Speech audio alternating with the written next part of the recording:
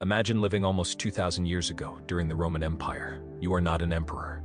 You are just an ordinary person in Rome. You wake up before sunrise. Like most of the city's inhabitants, you live in a cramped and poorly built apartment in an insula, a building that could rise up to 9 stories. The higher you live, the cheaper the rent. But life is also worse. The upper floors are small, hot in the summer, cold in the winter, and at greater risk of fire or collapse. Most of these buildings were made of wood, mud, and brick. Living conditions depended on how much rent you could afford. Those with more money lived on the lower floors, those with fewer resources lived at the top. In some cases, several people even shared apartments to save money. Most insulae had no running water. Only a few, more sophisticated ones were connected to an aqueduct, and even then only the lower apartments benefited. Most people had to fetch water from public fountains.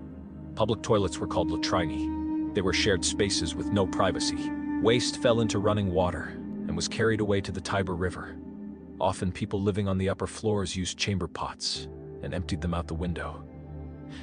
Many Romans did not cook at home and ate out at a kind of fast food of the time called the thermopolium. These usually had a long counter with openings where clay pots, known as dulia, kept food warm. Wall paintings often indicated what was being sold, usually stews or soups.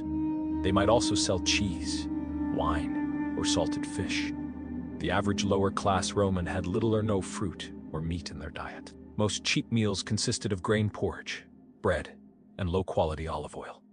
Meat was mainly available on religious festival days, when animals were sacrificed and sold at lower prices. The poorest Roman citizens could also receive 35 to 40 kilos of grain per month through public distribution. If you were a free man, you might work as a craftsman, vendor, or laborer. Many people worked about 6 hours per Dalton Y, usually from early morning until noon. Afternoons were often spent socializing, attending games, or visiting public baths. If you were a woman, you took care of the household, the children, and often still worked outside.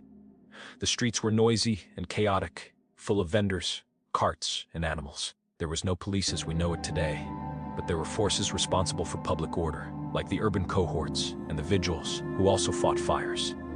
Even so, vigilante justice sometimes occurred and was socially tolerated. In the public baths, used by nearly all social classes, you bathed, talked, and relaxed.